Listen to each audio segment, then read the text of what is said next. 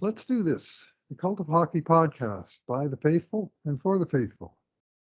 I'm Bruce McCurdy of the Edmonton Journal's Cult of Hockey, and I'm here tonight with my colleague KurtLeavins from Pender Island in BC. We're both here in the absence of David Staple, who's experienced a complete loss of the internet, so I'm not sure he got a chance to watch tonight's game, but Kurt and I did, and we're going to chat about it briefly, but not too long, because wasn't that interesting a game in many respects, in my opinion. But let's give the guest the first run at it, just for an overview, Kurt, before we get into the good, bad, and number of that game. Yeah, for sure. I'll do my best, Rusty Staub here, pinch hitting for David. I was concerned about this game going in. I mean, the Oilers are down 7 regulars, so they're nicked up to begin with, and the Flames, I believe, are completely healthy. I don't think, so they're not losing a man game on this. So you know, the lineup is a little bit tilted to begin with. Hey, all teams go through that, you know. But I was a little bit worried about that going in. As the first period wore on, I thought, you know what? They've really clearly simplified their game tonight. It looked like Jay was back to kind of spreading the minutes around a little bit around his lineup. And I thought 5-on-5 they were okay. You know, even after the first period down to nothing, you know, the one was a power play goal for Calgary. I thought 5-on-5. I said, you know, if they can just stick close and get one, they've got a puncher's chance, right? Even though it seemed to me as if this club was clearly playing down not only 6 or 7 players, but I think a quarter two as well. I get a strong sense from some of the folks I talked to that Evan Bouchard and Mike Smith aren't the only 2 players in that dressing room with the flu right now. So I think that was a factor too. But again, like injuries, hey, all teams go through that. It certainly looked like they were down a quarter two on the ice, though. But I thought, well, if they simplified, if they stick around, and you know, they did get a bounce and they did make it close at the end. But you know what? At the end of the day, and I think you've used the saying a few times, Bruce, and it's a real smart one. Calgary's best players were better than Edmonton's best players. And I don't mean that from an effort standpoint, from an execution standpoint. I just think their best were better. And you know, there was a few things that were okay in Edmonton's game, but I think it would be pretty difficult to argue that the better team on this night didn't win. So. Yeah, I thought Calgary were the better of the 2 clubs in this game, and honestly, I thought it was their defensive game that was better. They were all over the puck. It didn't seem like Edmonton ever got much in the way of clean chances with the puck without a Calgary guy right in their face, stick on puck, body following the stick. And Edmonton had a tough time breaking through that last line of defense. Man, Calgary thought, specifically their defensemen, guys like Hanifin, Goodbranson, Zadorov, were just like a wall back there. And especially Edmonton's big guys had trouble breaking through against them. I agree Calgary with you. really plays with pressure, don't they, Bruce? You know what? Yeah. You don't have more than half a second to make a decision if you've got the puck. So that's right. And it was a game where Edmonton, both my wife and I made the same comment, and I trust her on these sorts of things better than I do myself, that she thought a couple of the players on the team looked sick.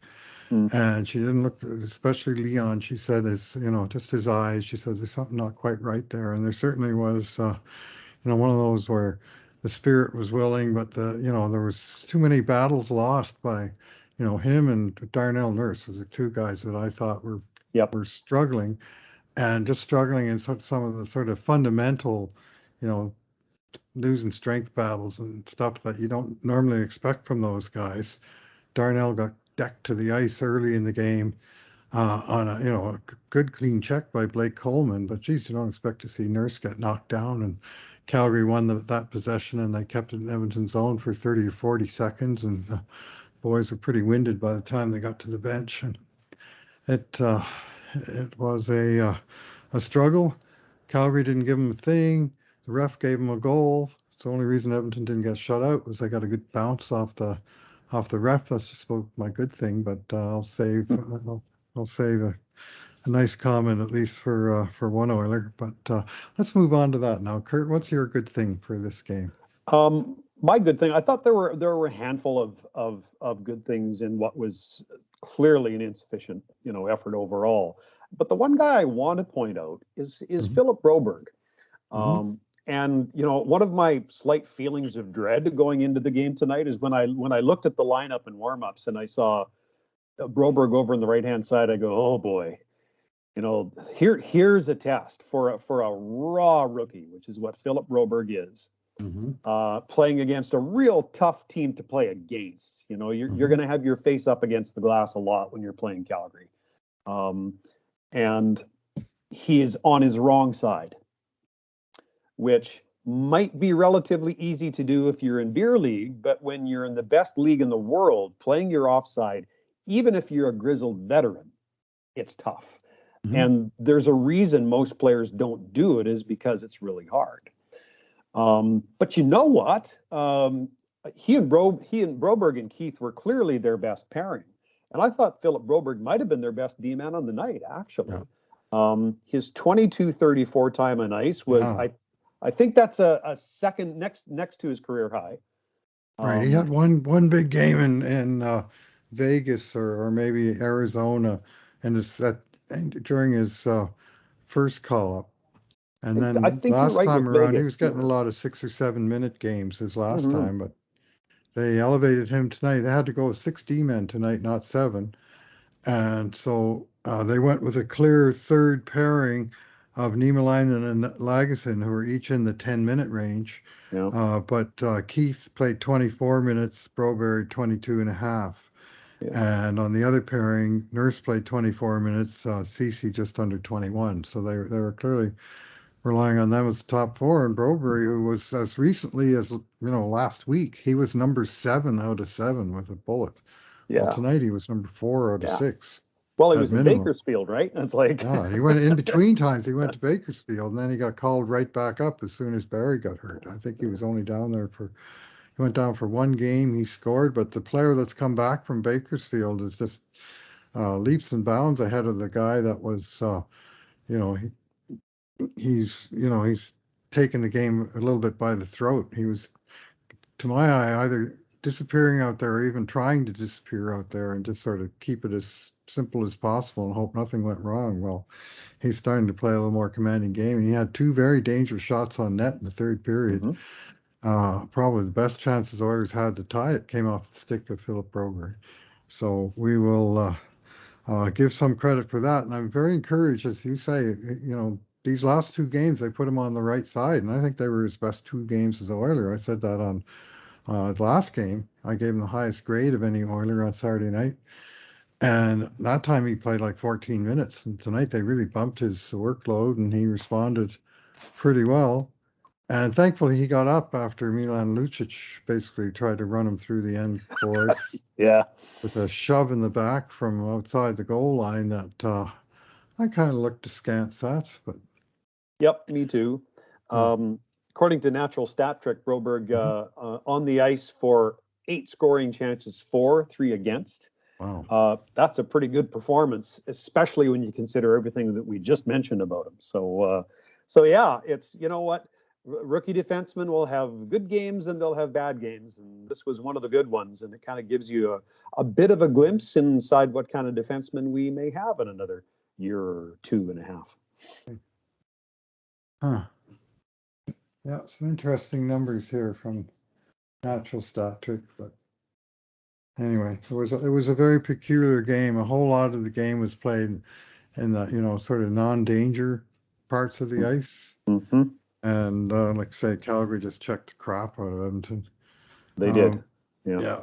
Milan Lucic, he also got away with what I thought was a clear and obvious penalty on my good thing.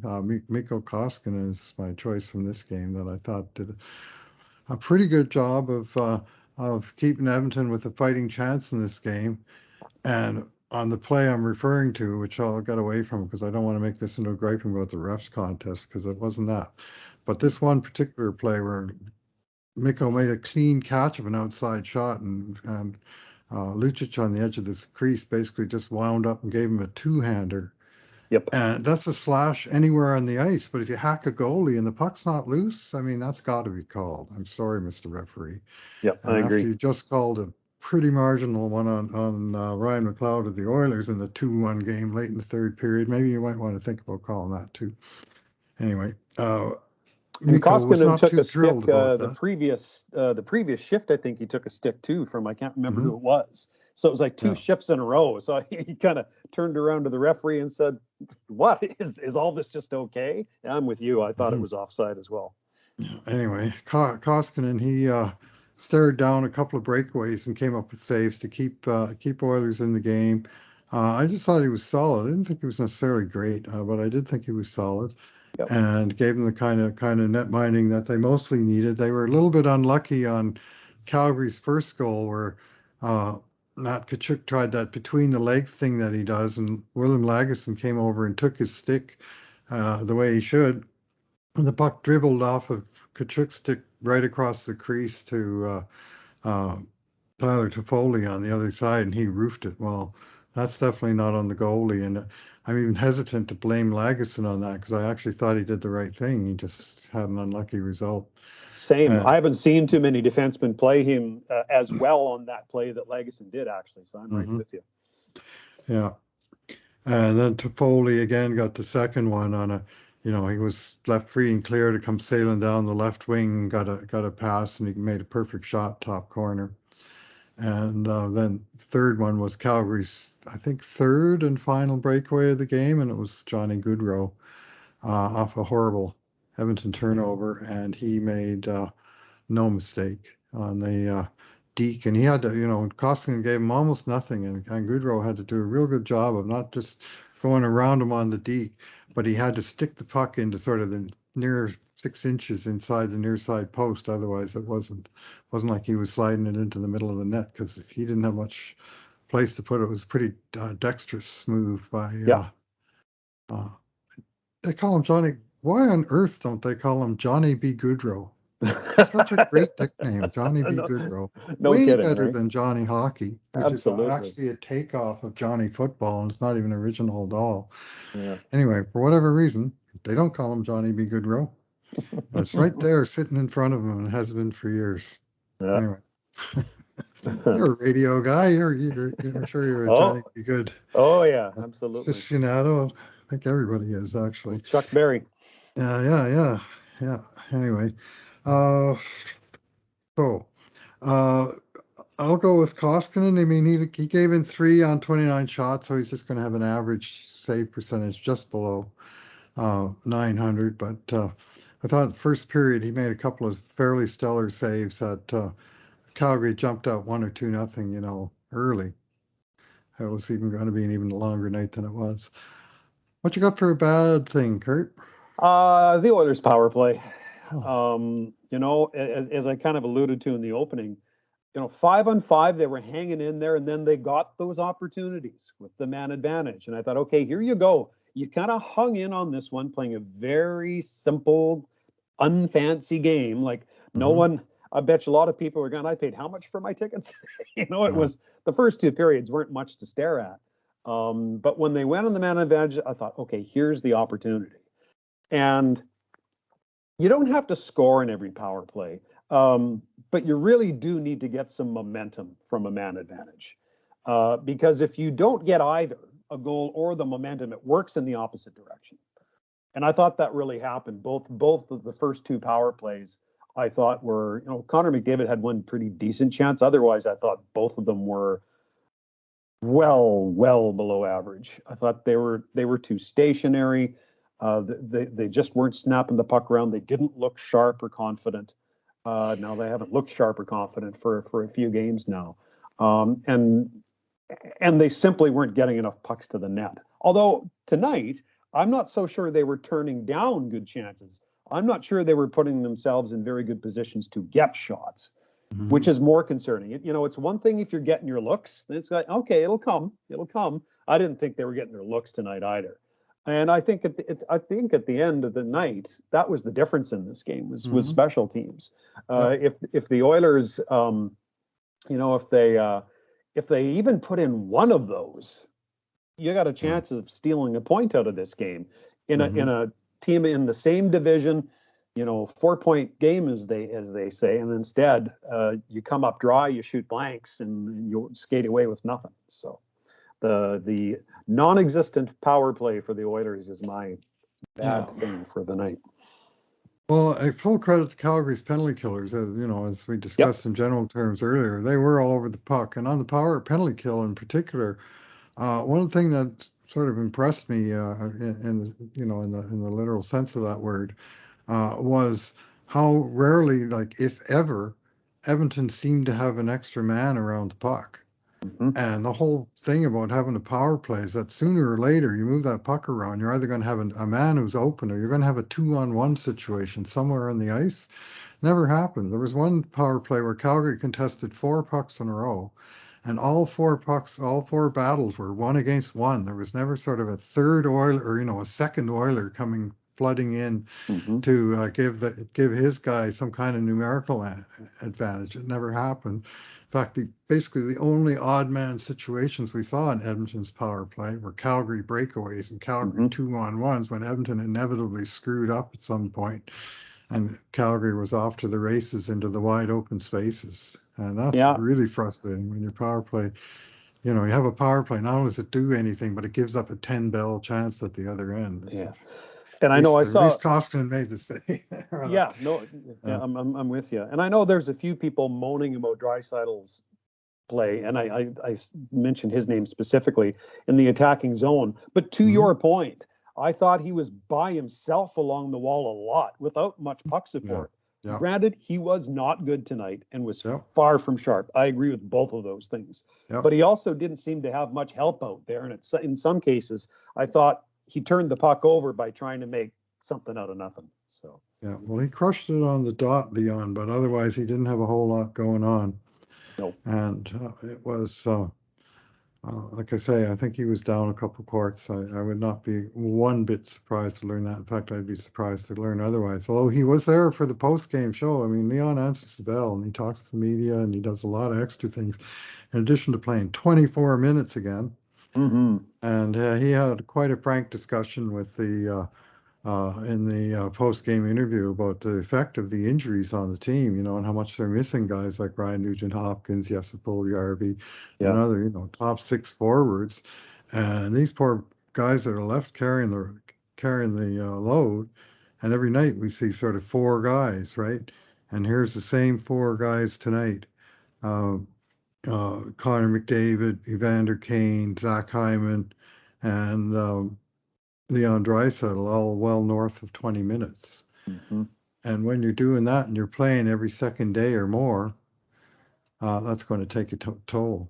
And, I think with the possible exception of Kane, I think all those guys that you just mentioned, I think they've looked gassed for the last couple of games. Yes, absolutely. Kane maybe not so much, but remember, he hasn't played a full season either. Right. He's probably got a little more left in the tank, right? So, well, I'm going to do, rather than jump all over a particular player or even play for my bad thing, just the fact that this game had to be played at all on this date. The way the schedule was built, both Edmonton and Calgary were due for a 3-day break after a pretty hectic run. Calgary played in Colorado late on Saturday night. Apparently they got home about 4:00 in the morning on Sunday. They were supposed to play their next game Wednesday. Edmonton's just getting back from this road trip. And they finally got one game at home, which they kind of accelerated just so it could be on Hockey Night in Canada. That was the bad loss to Montreal on Saturday night. And then they were supposed to get a 3-day break. And if there's ever a team that needed a 3-day break, it is Edmonton Oilers of March 7th, 2022. And they just did not have much gas in the tank generally tonight. And Daryl Sutter, I give him credit. He was more perceptive than often the kind of expert commentary outside. They asked him a question about the game. He said, I thought all of Edmonton's players looked like they didn't have they were down a couple of courts. They didn't have a whole lot of gas. And he said, we were too. We were tired. We didn't play our best game. They didn't play their best game.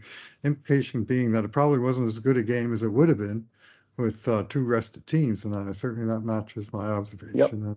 Yeah, that's my bad actually thing is sort of a very, hockey game because yeah. of the. Yeah, no, you know what? That's a great point. And you know what? A real fair point from him too, right? You know, Yes. for whatever you think of Daryl, he's a good hockey man at the end of the day.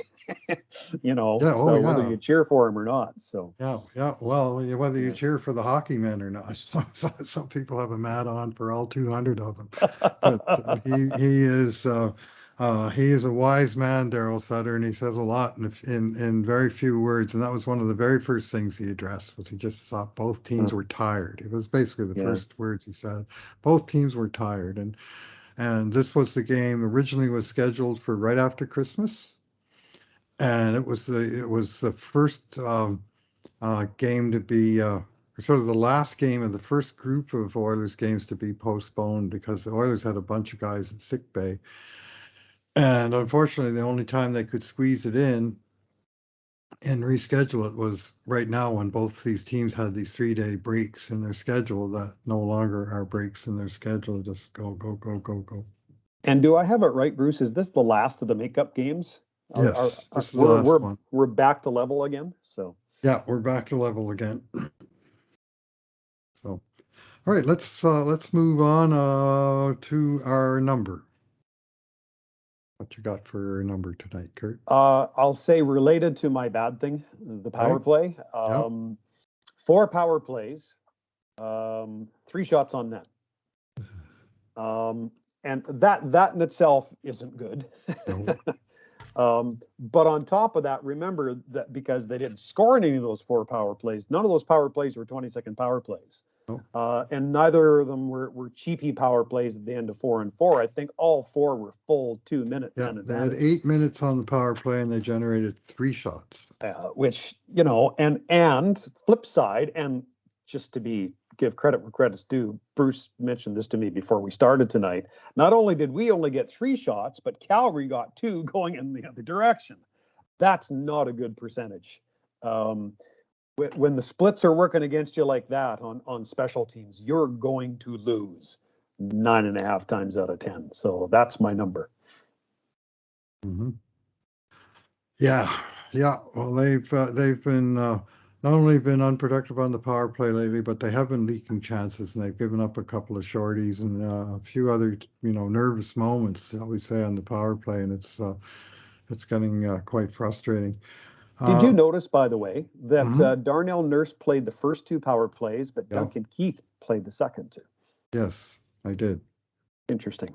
And well, Nurse had turnovers on both the breakaway and the 2-on-1. One was a block shot, and one was just a fumble. And then he also made the mistake on the Johnny Gaudreau breakaway at the end of the game. It was not a banner night for Darnell. And they want. I mean, who are they going to put there, right? They've got Tyson Barrie unavailable to play due to injury. Evan Bouchard unavailable to play due to illness. That's normally their 1 and 2 choices on the power play. So, and certainly Duncan Keith has run a power play or 2 in his career. Oh yeah, so. Yeah. Anyway, nobody ran one successfully tonight. They sure did. But at least when Keith was out there, at least they didn't bleed breakaways. So I guess there's that. Yep. So yeah. So what's your number, Bruce? Yeah, my number is special teams, which is now minus on the season. They've scored 47 goals in special teams, be it power play goals 4 or shorthanded goals 4. And they've given up now 48 power play goals against plus shorthanded goals against. And this was an area where after 22 games of the season, the Oilers were plus 19. They had the number 1 net power play, net penalty kill percentage in the league, which again, that factors in goals at both ends. And that's what you want. It's a net. You want your power play to score goals, not give up any. And, anyway, they've gone from plus 27 to 8 to now plus 47 to minus 48. The special teams has been outscored 40-20 in the Hmm. last 35 games. And it's just a complete about face. The power play or the penalty kill had the best net PK percentage after game 22, had the 32nd best for the 35 games after that. I haven't looked at it to also include tonight's game, but tonight they gave up a goal on 4 opportunities and they didn't really improve their lot a whole lot. So it's Hmm. and they were like down in the 60%. They were the only team there. So the amazing thing to me, Kurt, and I have not been able to figure this out at any point, is why and how did both special teams fall apart at the same time? Yeah. How Yeah. does that work?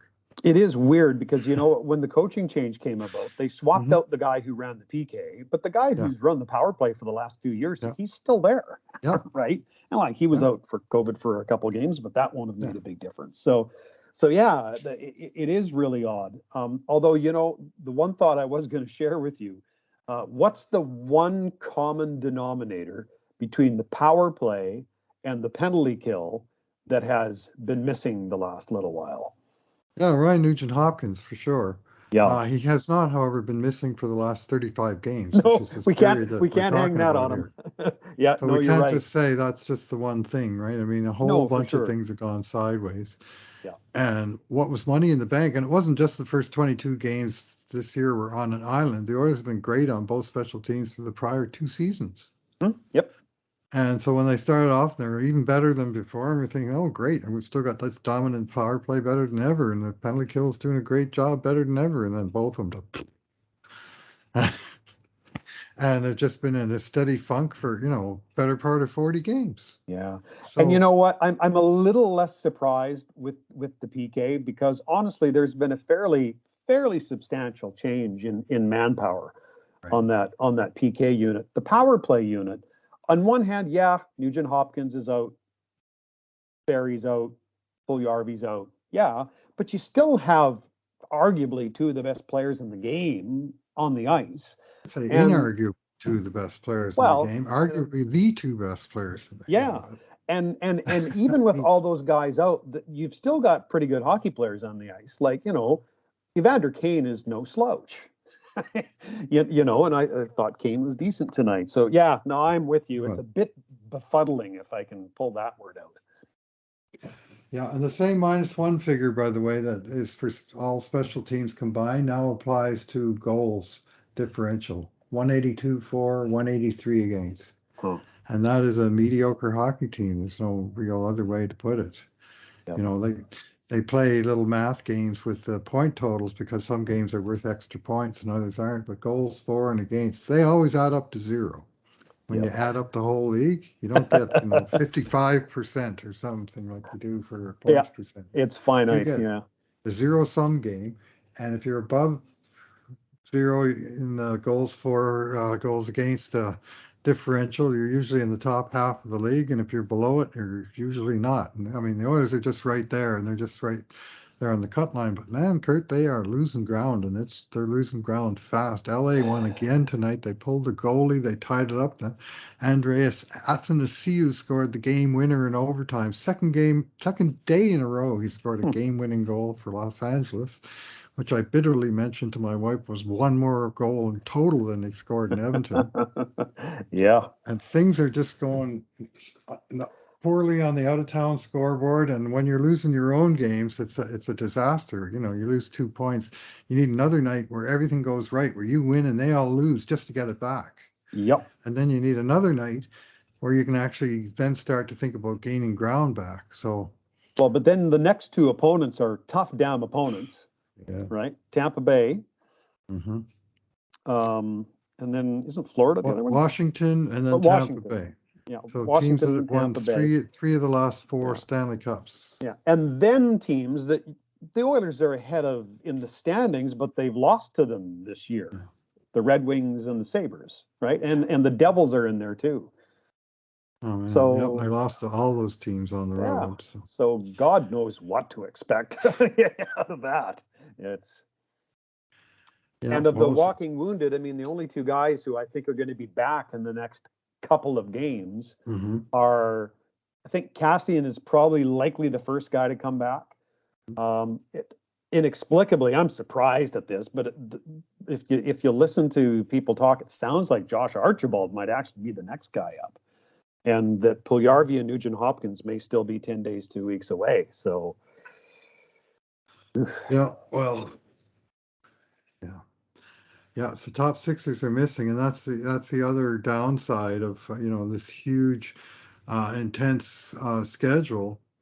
When a guy misses 3 weeks to an injury, where normally you might miss 9 games or something, now he's missing 12 games in the same time interval. He can't recover any faster just because they're playing more games, games at a higher rate. So injury bug is, it's biting in multiple ways. So I thought Koskinen was pretty good tonight. I agreed with you. If you're the coach, though, who do you start in the next game? Not Mike Smith. I'll start there. I agree. And I'd be thinking about Skinner. Yeah. I'm 60-40 starting Skinner. Yeah. I am. And it's because, you know what? I think a rested Mikko is going to be decent for you down the stretch, right? But as soon as we've got 4 years to sample on him. I don't mean any disrespect to the guy. We know who he is now. And if you don't have another goaltender to spare him off, well, then your goaltending isn't good enough, and that's a different conversation. Right. Yeah. The book says that he plays better at a rate of 3 or 4 games every 2 weeks as opposed to 6 or 7, and being relied on to start game after game. So yeah, Ken Holland can look that up in the guide and record book. Yeah. Yes, he can. All right. Well, let's call it there, Kurt. And I've got player grades to get down to. Kind of a surprise assignment with David's computer outage. Somebody's going to pick up the ball, and I thank you for stepping into the second seat on very short notice and a little under the weather yourself. So thanks for topping it out and proving that it is possible to deliver a good performance even when you're a little below the very top of your game. So more of a bunt than a home run, but I'm always happy to chip in. All right. Anyway, thanks for speaking with us tonight, Kurt, and thanks to you, the audience, for listening. And in the meantime, and in between times, this has been another edition of the Cult of Hockey podcast.